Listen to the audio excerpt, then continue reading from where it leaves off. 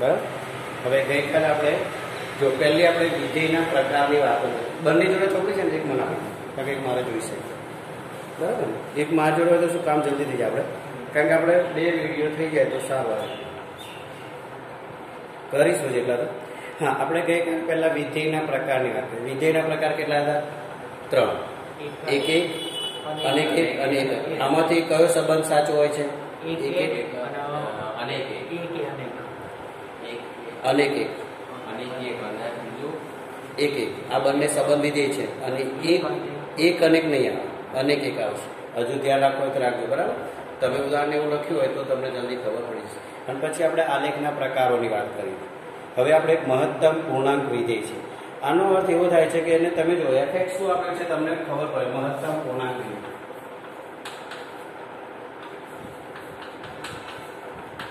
આની અંદર કેવું છે કૃષ્ણ કે આ તમને આપેલું છે ને આ વસ્તુ આવું ક્લોઝ છે આ વસ્તુ અને આમાં તમારે x એકલું લખેલું છે જો છે અને x belongs to r એ શું કહે છે x થી નાનો હોય અથવા x ને સમાન હોય તેવા તમામ પૂર્ણાંકોમાં સૌથી મોટો પૂર્ણાંક દર્શાવે. x થી નાનો અને x ને સમાન હોય તેવા તમામ પૂર્ણાંકોમાં સૌથી મોટો પૂર્ણાંક દર્શાવે તે આ વિધેયને મહત્તમ પૂર્ણાંક વિધેય કહેવામાં આવે છે. હવે એ વ્યાખ્યા છે તમારે પણ તમે એને કિંમત મૂકશો તો તમને કરજો. ઉપર તમે જોડો -1 મૂક્યો તો -1 less than or equal to x less than 0. તમારો -1 જવાબ છે રકમ અને 0 કરતો નાની થઈ અને -1 લીધેલા છે. હવે બીજું છે 0 less than or equal to x less. તમારે આ રીતે નીચે ઉતરવાનું છે. આ જે ચિહ્નો આપેલા છે ને એને ધ્યાનમાં રાખવાનું છે તમારે. એના વાક્ય પરથી તમે આમ લખો x અને બરાબર -1 એનો અર્થ -1 less than x less than 0 કરતો 1 કેવો થઈ ગયો? પણ એને સમાન પણ છે હજુ.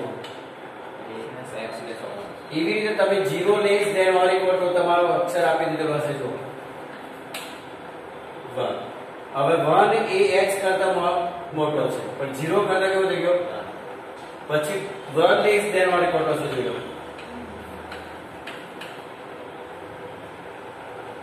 એટલે 0 થી નાનો પણ એને સમાન હોય પૂર્ણાંક લેવાનો. આ 1 થી નાનો પણ 0 0. આમાં 2 થી નાનો પણ 1 ને સમાન.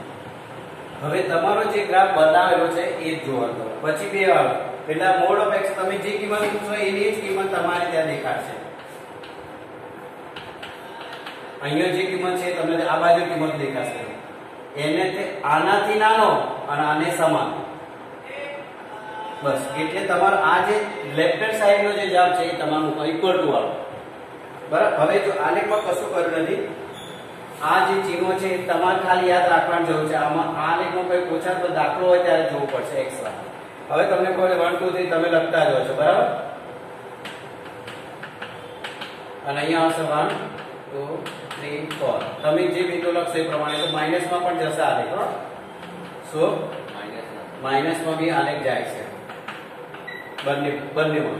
હવે તમે શું કીધું એને 0 થી 1 પહેલું જોઈ લો. -1 less than or equal to x less than 0. ક્યાં છે -1? અહીંયા છે તમારા બુકમાં જોતા રહેજો. આ એક -1 અને અહીંયા પણ -1 પણ x અક્ષથી ઉપર તરફ ઉપર નીચે ચાલવાનું છે. એટલે -1 અહીંયાથી તમારે આમ કરી અને અહીં આમ કરવાનું. હવે પછી આપણે માઇનસ તો લીધો નથી. હવે એને 0 થી કેવી રીતે ગયો છે એ જોઈ લો. 0 થી એક -1 બાજુ આવ્યો એટલે નાનો થયો ને. આ 0 થઈ ગયો અને એને ત્યાં બાજુ એટલે -1 તો નાનો જ થયો ને એને સમાન. હવે ઉપર શું લખ્યું છે? 1 થી નાનો છે. 1 less than or equal to x less than or equal to 0. એના માટે ચિહ્ન તમને અહીંયા બતાવી દો. આમ કરીને આમ આવ્યો છે અને પછી એ 2 આવશે તો અહીંયા આમ કરી અને એકડો આવે ત્યાં સુધી તમારે પાછો આવી જવાનો. એટલે તમારો આ વિસ્તાર દેખાશે.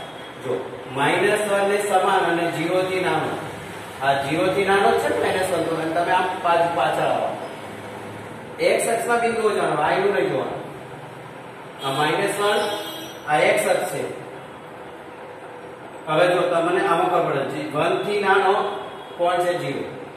તો આ 1 અને આ 0 ઉગમ બિંદુમાં 2 થી નાનો x 1 2 થી નાનો એટલે રાઉન્ડ કરવાનો એને તરફ પાછો પછી 3 આવે 3 ઉપર બિંદુ કરી અને 2 ઉપર પાછો આમ રિવર્સ આવવાનું એટલે આ વસ્તુ એને સમાન એવો જવાબ પછી મારે તમે આમ લખો 2 less than or equal less than 3 તો 3 ને 2 દોરી દીધું છું હવે 3 લખશો less than or equal x less than 4 તો અહીંયા તમારો 4 હશે તો તમારે 3 સુધી આનું બિંદુ જોતું રહેવાનું એટલે એને વાક્ય લખેલું છે કે x થી નાનો હોય અથવા x ને સમાન હોય તેવો તમામ હોય તેવા તમામ પૂર્ણાંકમાં સૌથી મોટો પૂર્ણાંક દર્શાવે તો આ વિધેયને મહત્તમ પૂર્ણાંક વિધેય કહેવામાં આવે છે બીજું કઈ છે fx બરાબર ત્યાં લખી દીધું પછી આલેખમાં મોડ ઓફ એની કોઈ જરૂર એટલું જ છે ખાલી તમારે દર્શાવવા માટે આપણે જોવા બરાબર અને મારી પાસે બીજી એક બુક છે ને એ લેતો આવી છે તમને ખબર પડશે કારણ કે એ બુકની અંદર અમે બે રીત લખી છે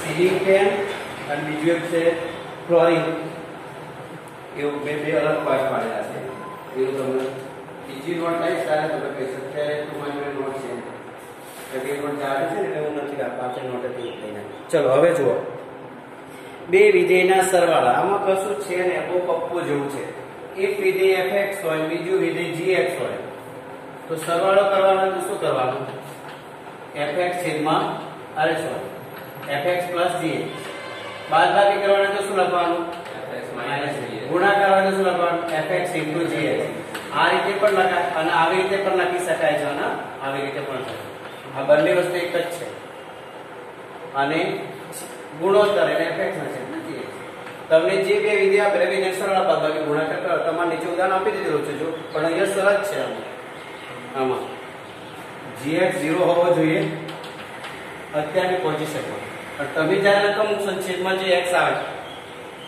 એનો જે સહગુણક બાજુ જે હોય એનો વિરોધી ત્યાં ના હોવો જોઈએ તમારું જે ઉદાહરણ છે ને બોલો એટલે આમાં ખબર છે fx બરાબર શું આપેલ છે નીચે x છે હવે જો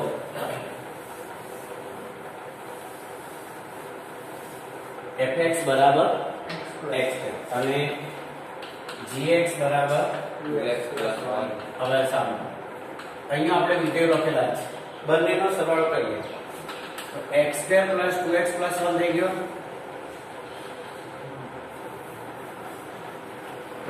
હવે બાદબાકી કરો x2 - 2x+1 કૌંસ છોડ દો ગુણાકાર કરો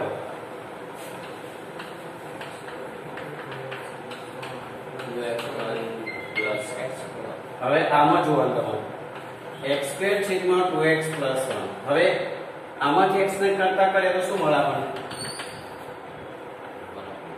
એટલે આના પર આ શરત મૂકવાની કેમ જો તમે આ જગ્યાએ આ રકમ મૂકી દો આજે તો બે બે શું થશે તો -1 + 1 શું થશે એ 0 ન થાય એટલા માટે આ શરત ક્યાં લખવાની એટલે અહીંયા જે વસ્તુ આવશે એમાંથી x ને કોમન કાઢીને એનો વિરોધી જે તો એ લખી રાખવાનું સાહેબ એ શરત જો પતી ગયા બેટા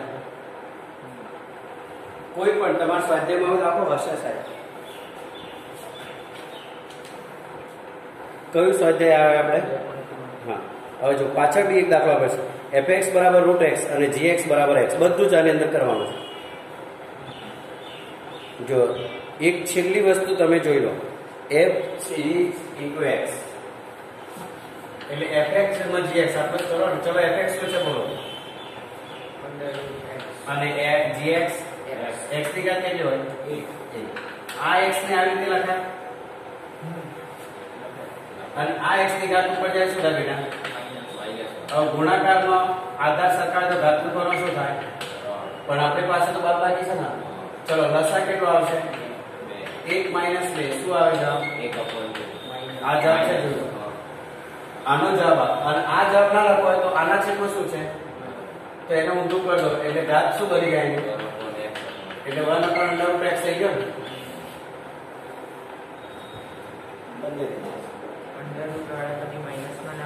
હા √- એટલે તમે ઘાત કોઈ પણ આધારની ઘાતાંકનું ચિહ્ન બદલવું હોય ને ઘાતાંકનું તો ઘાતાંક નીચે ધન હોય ઉપર લઈ ઋણ થાય ઋણ હોય તો ધન થાય તો આધાર સહિત ઘાતાંકને લઈ જવાની હવે એવા દાખલા તમારે આવ્યો છો નીચેનો વિસ્તાર શોધો છે તમારો અહીંયા કોઈ દાખલો સ્વાધ્યાયમાં તો આપ્યો જ નથી.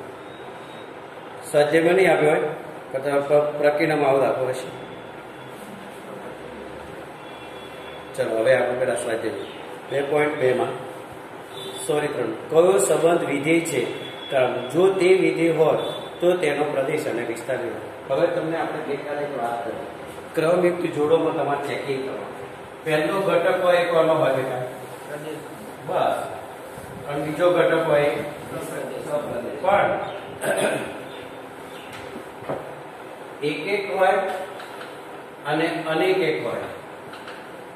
એવા જે સંબંધો હોય એને વિધેય કહેવાનું અને એક અનેક હોય વિધેય નથી. બસ આટલું ધ્યાન આપીને તો તમારા પ્રશ્ન સોલ્વ થઈ જશે. હવે તમારે શું કરવાનું? અહીંથી સીધો જવાબ નહીં કરવાનો બેટા. તમે પેલું આપણે કિરણ રાઉન્ડ એ કરી દો, એમાં જલ્દી કરવાનું. ચલો પહેલો 2 1 છે એટલે આપણે 2 1 નંબર લઈએ છીએ અને તમે પહેલા ઘટકો બોલજો પહેલા, બરાબર? એક મિનિટ હા મોટું રાઉન્ડ. હા મને એટલે હું એટલે પૂછું છું. આપણે એને ગણનું નામ આપી જાણીએ આપણે રીતે. ચલો બોલો. 2 5 8 11 14 17. ચલો હવે બીજો એક બધા ઓનલી બને. આ બધા આની સાથે જોઈન્ટ થાય.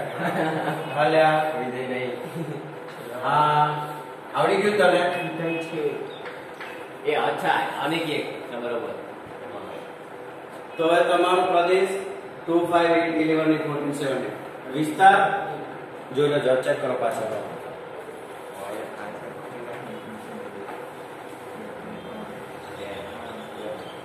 એટલે આવું કરવાથી તમને ફાયદો થાય સાહેબ. અને એવું કરો કે બાજુ તમે આ વાક્ય તમે છે ને ચોપડી છે ને તમારી જોડે ત્યારે હવે તમે એક કામ કરો, પેન્સિલ હોય તમારી જોડે તો આટલું પહેલા લખી દો. એક એક અને અનેક હોય ને એ સંબંધ ધરાવતા વિધેય કહેવાય અને એક અને એના એટલું તમે ત્યાં ઉપર ક્યાંક લખી નાખો એટલે બીજી વાર જોશો ને તમને તરત ખબર પડશે.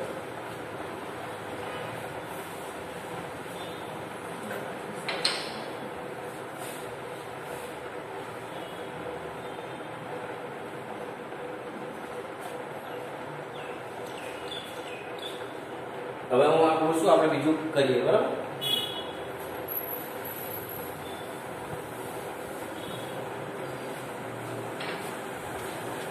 હવે એ રીતે બીજાનું બોલો.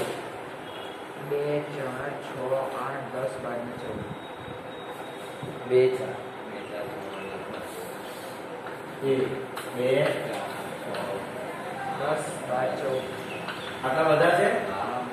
ચલો બીજું 1 2 3 4 5 6 7. 1 2 3 4 5 6 7. અહીંયા જેટલા જેટલા અહીંયા છે એ આવી રીતે છે.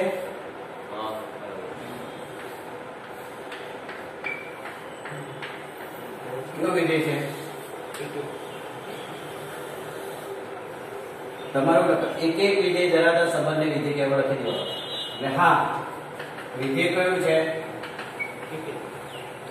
ચલો હવે વિસ્તાર તમારી પાસે 2 4 6 8 10 12 14. આ પ્રદેશ આ વિસ્તાર હશે, જોઈ લો પાછળ જોઈ લો. 1 થી 7 છે.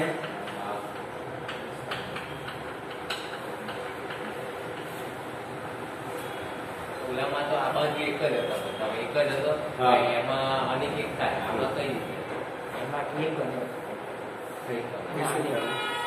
તું શું કહેવા માસ ઉતાર દેતો આગળનું હતું હા. એમાં આગળ બધી સંખ્યા હતી ને આ બાજુનામાં એક જ હતો. એટલે આવી રીતે હા. અને આ બધામાં સ્વતંત્ર છે. ખ્યાલ આવે? માનો કઈ નહીં હોત અહીંયા જે પેલો દાખલો જે આગળનો અહીંયા એકડો હોત અને આ બાજુ સંખ્યાઓ આમ હોત ને તો આમ જતા રહ્યા તો આવો થાય. એક અને એક. હા તો એ વિધિ ના કહેવાય. આ ત્રીજો તારો પ્રશ્ન એ જશે. ત્રીજો નંબર તારે એ જશે. એક નંબરનો કદાચ 3 અને 5 બંને સાથે બોલો શું કહે છે? 1 અને 2.